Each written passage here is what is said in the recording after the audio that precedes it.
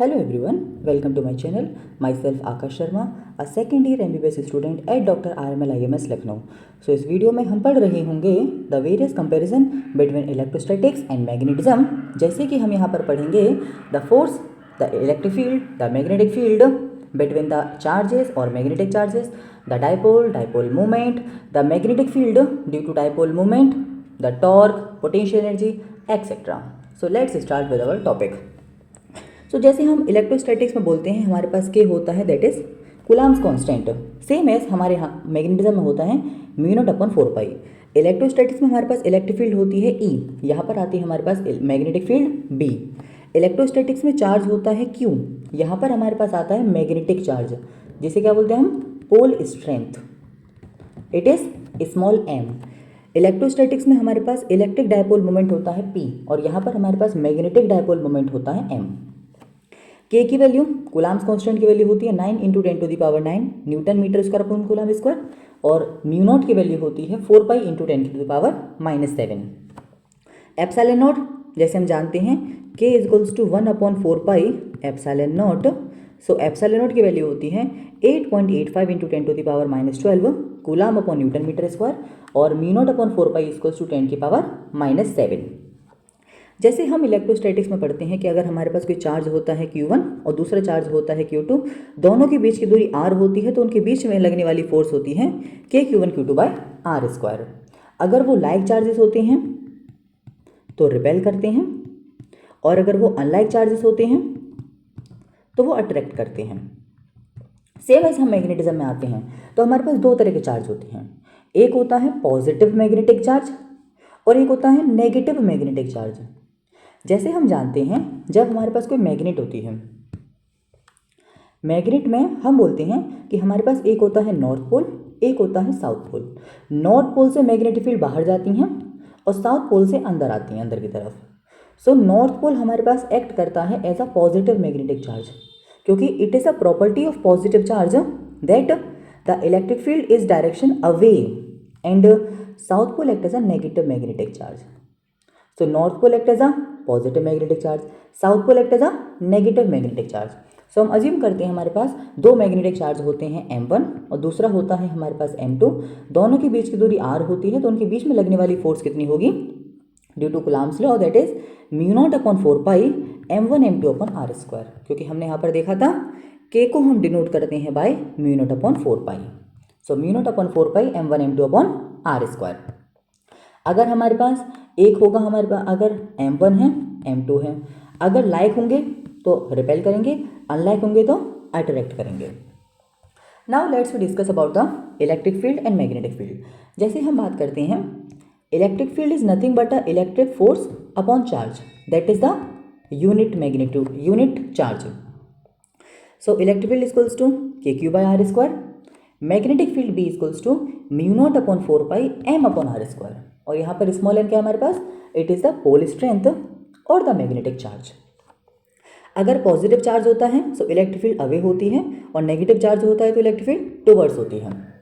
Same as that in magnetism, अगर हमारे पास positive magnetic charge होगा सो मैग्नेटिक फील्ड अवे होगी, और अगर नेगेटिव मैग्नेटिक चार्ज होगा तो मैग्नेटिक फील्ड टुवर्ड्स होगी।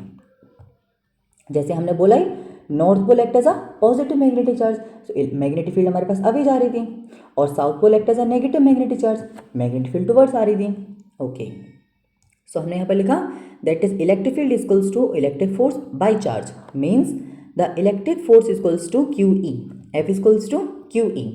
Same magnetic force equals to MB, जहाँ पर स्मॉल m क्या है, magnetic charge, and B is the magnetic field. जैसे हम डायरेक्शन की बात करते हैं, say that this is the direction of electric field, this is direction of electric field. हमारे पास यहाँ पर चार्ज रखा हुआ है क्यों, अगर ये चार्ज पॉजिटिव होता है so the direction of electric force is in the direction of electric field. So positive charge पर फोर्स की direction in the direction of electric field, और अगर वहीं हमारे पास नेगेटिव चार्ज होगा तो opposite direction of electric field. Same in case of magnetism, अगर हमारे पास पॉजिटिव मैग्नेटिक चार्ज होगा तो फोर्स की direction same direction of magnetic field, और अगर नेगेटिव चार्ज होगा तो opposite direction of magnetic field. मतलब अगर हम अज्यूम कर लेते हैं कि हमारे पास ये हमारे पास होती है मैग्नेटिक फील्ड, और हम अज्यूम कर लेते हैं कि हमारे पास मैग्नेटिक मोनोपोल हाइपोथेटिकली एग्जिस्ट करता है, तो से यहाँ पर हमारे पास नॉर्थ पोल है और यहाँ पर हमारे पास साउथ पोल है। सो इस पर हमारे पास north pole act as a positive charge, south pole act as negative charge. So इस पर डायरेक्शन फोर्स की आगे की तरफ मैग्नेटिक फील्ड की डायरेक्शन में, और इस पर फोर्स की डायरेक्शन पीछे की तरफ, that is opposite direction of magnetic field. Now let's start about the dipole. Dipole it is nothing but it is a combination of two charges जो उनका मैग्नीट्यूड सेम हो, नेचर अपोजिट हो। सो dipole हमारे पास क्या है, जिनका मैग्नीट्यूड क्या हो, सेम हो, और नेचर क्या हो, अपोजिट हो। मतलब एक होगा हमारे पास पॉजिटिव चार्ज, एक होगा नेगेटिव चार्ज। सो एक हमारे पास नेगेटिव चार्ज, एक पॉजिटिव चार्ज। अज्यूम करके चलते हैं कि उनके बीच की दूरी हमारे पास है 2L। सो डाइपोल मोमेंट आता है, that is electric dipole moment, P equals to Q into 2L। P equals to Q into 2L, जिसकी डायरेक्शन हमारे पास होती है नेगेटिव चार्ज से पॉजिटिव चार्ज। याद रखनी है डायरेक्शन।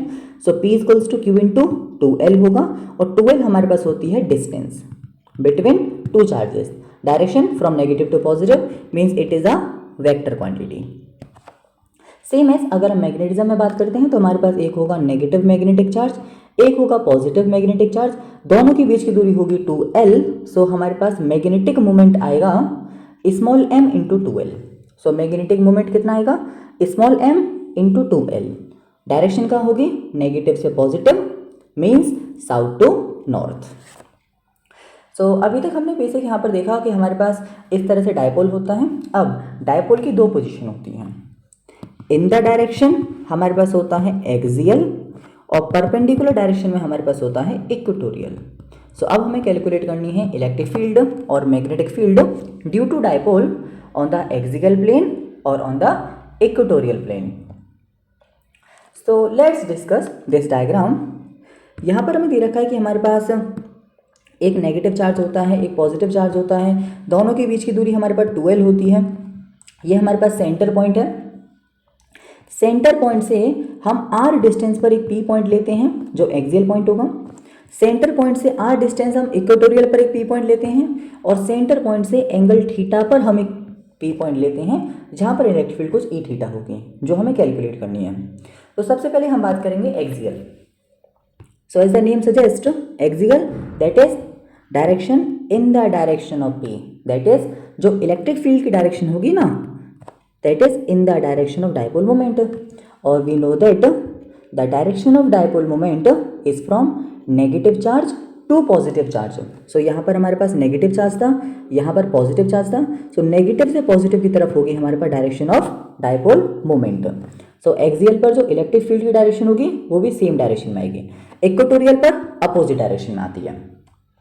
मीन्स जो ई एक्सियल होता है वो अपोजिट होता है ई इक्वेटोरियल के। कितना होता है फॉर्मूला, ओके। सो इलेक्ट्रिक फील्ड का फॉर्मूला आता है एक्सियल पर, that is KQ into 4LR upon R square minus L square का होल स्क्वायर। अच्छा, कैसे हमने ड्राइव किया होगा, लेट्स सी। हम अगर बात करें इस नेगेटिव चार्ज से और हमारे पास पॉजिटिव चार्ज था, अच्छा इस पॉजिटिव चार्ज की वजह से इधर जो इलेक्ट्रिक फील्ड होगी वो अवे जाएगी। इस पॉजिटिव चार्ज की वजह से जो इलेक्ट्रिक फील्ड होगी वो अवे जाएगी, और कितनी होगी वो KQ बाई R स्क्वायर। और R कितना आएगा, इस चार्ज से लेकर यहाँ तक की दूरी, that is R minus L। तो R माइनस L का होल स्क्वायर जो होगा अवे, और इस नेगेटिव चार्ज की वजह से इलेक्ट्रिक फील्ड टुवर्ड्स होगी जो कितनी आएगी, KQ upon R plus L का whole square, KQ upon R plus L का whole square. So we know that KQ upon R minus L square, KQ upon R plus L square. So ये वो दोनों opposite direction में है। So जो net electric field होगी P पर वो इन दोनों का सबट्रैक्शन होगा। सो हमारे पास क्या फॉर्मूला आएगा final, E equals to KQ into 4LR upon R square minus L square का होल स्क्वायर। हम जैसे जानते हैं P equals to Q into 2L। So Q हमने यहाँ से रखा, 4L से 2L निकाला, तो क्या फॉर्मूला है 2kpr upon R square minus L square का होल स्क्वायर। सो 2kpr upon R square minus L square का होल स्क्वायर। अगर हम बात करते हैं शॉर्ट डायपोल, तो शॉर्ट डायपोल होता क्या है, basically short dipole is nothing but यहाँ पर जब जो R हो ना वो L से बहुत ज़्यादा हो जाए, जो आर की वैल्यू है वो एल से बहुत ज़्यादा हो जाए, वो हमारे पास कहलाता है short dipole. So short dipole के केस में ई एक्सियल कितना आ जाएगा, हम कहते हैं R is very very more than L, so L square को हम निगलेक्ट कर देंगे, तो नीचे क्या आएगा आर की पावर 4, एक आर से एक R cancel, so 2 kp by R cube. So E axial equals to for short dipole 2 kp by R cube, 2 kp by R cube. Same हम आते हैं इन द मैग्नेटिज्म, तो हमारे पास एक होगा -m, एक होगा +m। सेंटर पॉइंट से हम यहाँ पर r डिस्टेंस पे एक जाएंगे एक्सियल पर, एक जाएंगे इक्वेटोरियल पर, एक जाएंगे b थीटा पर। दोनों मैग्नेटिक चार्ज के बीच की दूरी हम 2l लेते हैं, तो ये l होगी, ये l होगी। इस चार्ज से यहाँ तक की दूरी हमारे पास r - l हो जाएगी, और इस चार्ज से यहाँ तक की दूरी r + l हो जाएगी। एक्सियल पर जो इलेक्ट्रिक फील्ड होगी, मैग्नेटिक फील्ड होगी इन the direction of dipole moment, जो हमारे पास इक्वेटोरियल पे होगी opposite direction of dipole moment, और कितना होगा सेम रखना है, बस k की जगह हटाकर लिख देना है μ0/4π, q की जगह लिख देना है m लिख देना है, बाकी सब सेम। सो जैसे हमने यहाँ पे लिखा E = kq × 4lr upon r square minus l square का होल स्क्वायर, तो यहाँ क्या लिखेंगे k की जगह μ0/4π, q की जगह m × 4lr upon r square minus l square का होल स्क्वायर। सेम यहाँ पर 2 को 2 रखा हमने था, k की जगह μ0/4π, p की जगह m आ गया। p is the electric dipole moment and m is the magnetic dipole moment, and बाकी सब same, that is μ0/4π 2mr upon r square minus l square का होल स्क्वायर। शॉर्ट डायपोल होगा means r is very very very more than l, so b axial equals to μ0/4π 2m upon r cube. e axial कितना था 2 kp by R cube, ये कितना होगी की जगह पर μ0/4π, और 2p मतलब 2m upon R cube. Now let's discuss about the equatorial position. So equatorial पे जैसे हमने बोला जो डायरेक्शन होगी इलेक्ट्रिक फील्ड की या मैग्नेटिक फील्ड की वो अपोजिट डायरेक्शन में आएगी डायपोल मोमेंट की। क्या फॉर्मूला आता है E axial equals to -2ql upon r square plus l square की पावर 3/2। कैसे कैलकुलेट किया होगा हमने, इधर देखें हम, जैसे ये नेगेटिव चार्ज है, इसकी वजह से जो हमारे पास इलेक्ट्रिक फील्ड होगी टुवर्ड्स आएगी, और इस पॉजिटिव चार्ज की वजह से अभी जाएगी, और दोनों के बीच का एंगल कितना होगा 90 डिग्री। सो ये नेगेटिव की वजह से, ये पॉजिटिव की वजह से, सो नेट सम इनका आ जाएगा दैट इज √ इसका स्क्वायर प्लस इसका स्क्वायर। तो यहाँ से हमारे पास क्या आया, दैट इज इक्वेटोरियल पे डायरेक्शन अपोजिट होगी डायपोल मोमेंट के, so electric field equals to minus which denote the direction, that is electric field is in opposite direction of dipole moment। क्या फॉर्मूला आएगा equals to -2kql upon r square plus l square की power 3/2। हम जैसे जानते हैं 2ql means p, so -kp upon r square plus l square की power 3/2। Short dipole होगा means r is very very more than l, means E equatorial equals to -kp by R cube. E equatorial equals to -kp by R cube. E equatorial equals to -kp by R cube. अगर हम magnetic field की बात करते हैं so B direction opposite होगी capital M के। Same यहाँ पर हमें लिखना है -2 K की जगह μ0/4π, Q की जगह स्मॉल m, बाकी सब same, -μ0/4π 2ml upon r square plus l square की पावर 3/2। इस फॉर्म में लिखेंगे तो -μ0/4π m upon r square plus l square की पावर 3/2। शॉर्ट डायपोल होगा तो same -μ0/4π m upon r cube. तो अभी तक हमने क्या लिखा, हमने लिखा था E axial equals to 2kp by R cube और E equatorial equals to -kp by R cube, means जो एक्सियल पर इलेक्ट्रिक फील्ड थी वो इक्वेटोरियल के डबल थी and in opposite direction. So हम लिख सकते हैं E axial equals to -2E equatorial. जो इलेक्ट्रिक फील्ड होगी एक्सियल पर वो -2 टाइम्स होगी E इक्वेटोरियल के।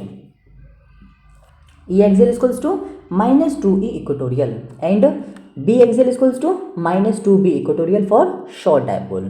अच्छा, जैसे हम लिखते हैं that is A dot B, dot product करते हैं, it is AB cos theta. अगर दोनों के बीच का एंगल 180 हो तो cos 180 कितना होता है -1, means equals to -AB। So E axial और E equatorial these both are in opposite direction, means the angle between them is 180 degree। So E axial dot E equatorial कितना आएगा, negative, it is less than zero, that is negative आएगा. So E axial dot E equatorial is less than zero, that is negative. कितना होगा, less than zero. Same B axial dot B equatorial less than zero, negative आएगा. अच्छा, ये अभी तक हमने देखा, हमने डिस्कस किया डायपोल के बारे में, electric field on the axial point and on the equatorial point. अब अगर हमसे क्वेश्चन पूछते हैं कि जो पॉइंट है ना, वो ना हमारे पास एक्सियल है ना हमारे पास इक्वेटोरियल है, at a general point theta. So अब हमें कैलकुलेट करना है उस पर हमारे पास क्या इलेक्ट्रिक फील्ड होगा और क्या मैग्नेटिक फील्ड होगा. सो एट जनरल एंगल थीटा, सो अज्यूम करते हैं हमारे पास ये डायग्राम था जिसमें हमारे पास ये P हमें दे रखी थी, डायपोल मूवमेंट की डायरेक्शन P दे रखी थी. इस पर्टिकुलर P पॉइंट पर हमें कैलकुलेट करनी थी जो एंगल थीटा पर था, इलेक्ट्रिक फील्ड कैलकुलेट करनी थी. अच्छा, अगर हम इस P के कंपोनेंट लेते हैं तो एक कंपोनेंट थीटा की तरफ कॉस, थीटा से दूर साइन, तो ये वाला कंपोनेंट कौन सा आएगा, P कॉस थीटा. ये वाला क्या आएगा, P साइन थीटा. और जैसे हम जानते हैं the electric field in the direction of dipole moment is axial, और अपोजिट में जाए तो इक्वेटोरियल.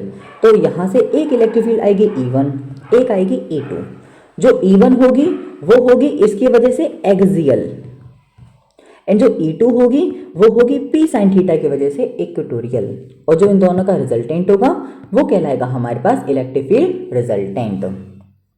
सो यहाँ पर अगर हम E1 लिखें, so E1 act as a axial to P cos theta, और हम जानते हैं एक्सियल पर electric field 2kp by R cube, तो P is P cos theta.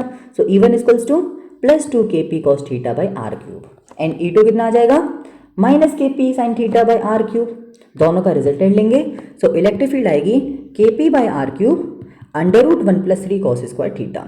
So electric field कितनी आई, kp by R cube under root 1 plus 3 cos square theta. Okay, यहाँ भी लिख सकते हैं E resultant equals to under root E1 square plus E2 square.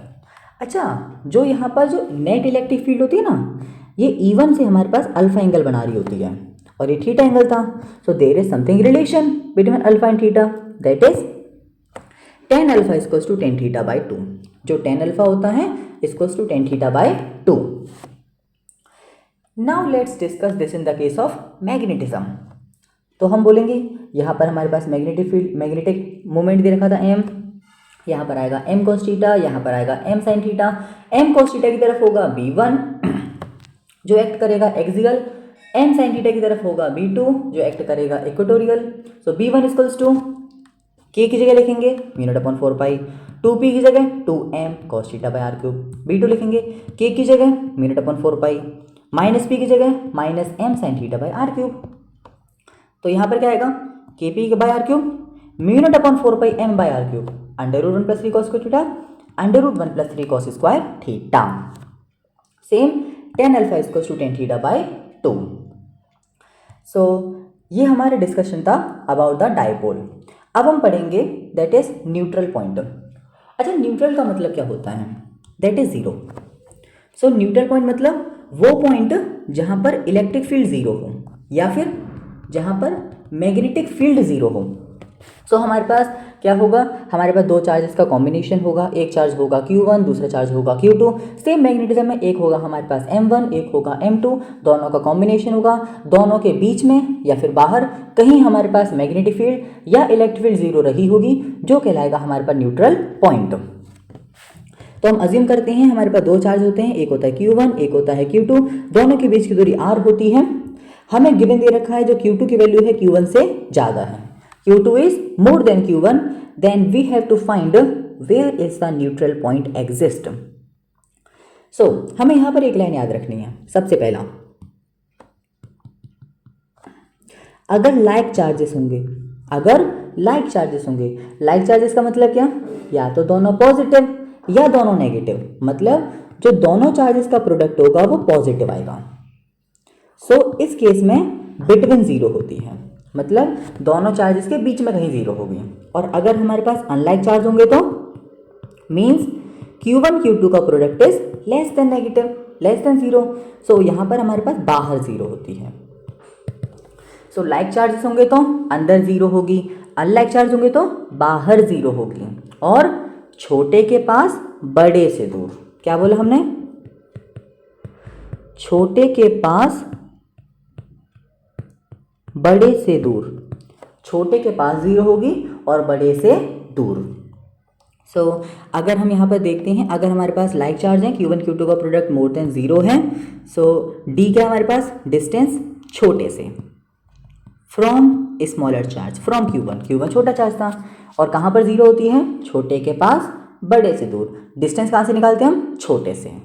So D equals to कितना आएगा, R upon under root Q2 by Q1 plus 1, या फिर D equals to R upon under root बड़ा चार्ज अपॉन छोटा charge plus 1।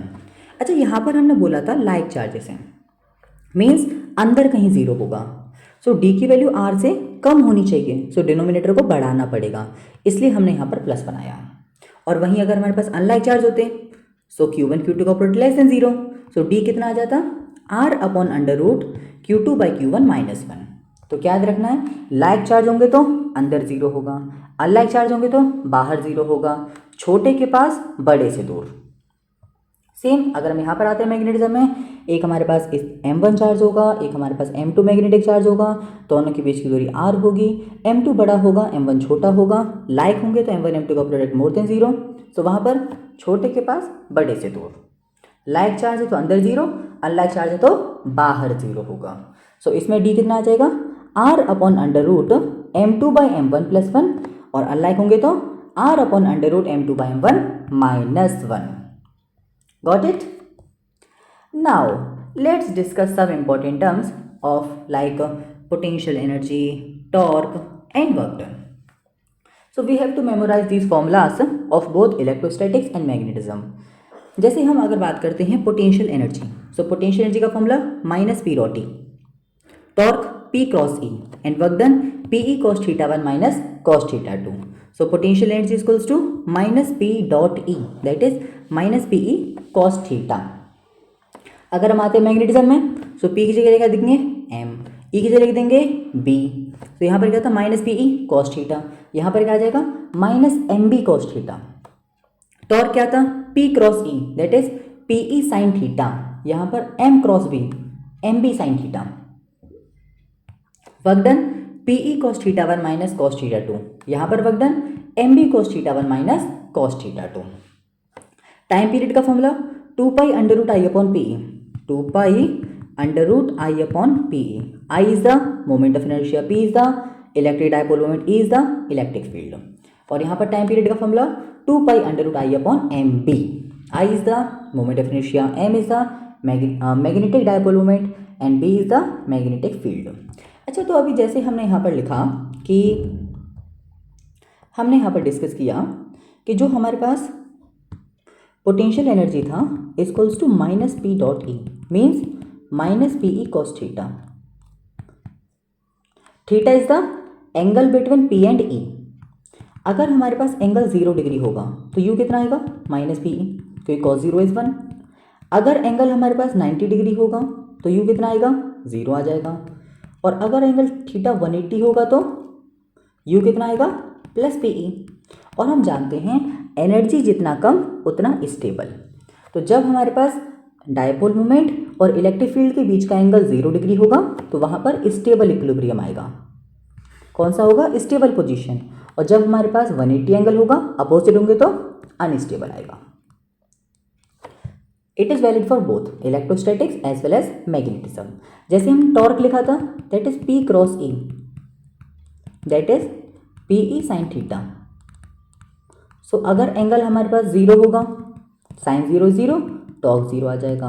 अगर angle 90 degree होगा तो torque maximum PE होगा, और अगर एंगल हमारे पास 180 होगा तो साइन 180 0, सो टॉर्क 0 आ जाएगा। सो टॉर्क डिपेंड करता है एंगल पर, अगर एंगल 0 180 होगा तो टॉर्क 0 होगा, अदरवाइज कुछ ना कुछ टॉर्क एग्जिस्ट करेगा।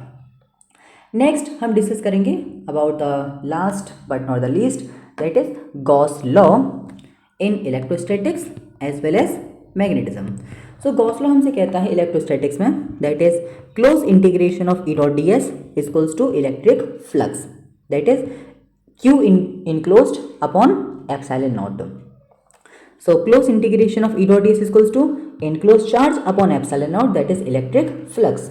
Whereas अगर वहीं हम बात करें मैग्नेटिज्म में, so close integration of B dot ds is 0, और अदरवाइज हम लिखें that is B dot ds open में it is मैग्नेटिक फ्लक्स। ऐसा हम क्यों लिखते हैं कि जो हमारे पास इलेक्ट्रिक फ्लक्स था क्लोज सरफेस में वो कुछ था, लेकिन मैग्नेटिक फ्लक्स 0 था, बिकॉज जो इलेक्ट्रिक फील्ड होती हैं वो क्लोज लूप नहीं बनाती, whereas magnetic field form close loop. So number of entering और number of exiting are same. So close surface में मैग्नेटिक फ्लक्स 0 होता है और क्लोज सरफेस में इलेक्ट्रिक फ्लक्स 0 नहीं होता। So that's all for our topic of the correlation between the electrostatics and magnetism. Hope you understood this as well. ये notes मेरे Telegram channel और मेरे व्हाट्सएप चैनल पे अवेलेबल हो जाएंगे। You can join this channel from the link given in the description. Hope you understand. Thank you.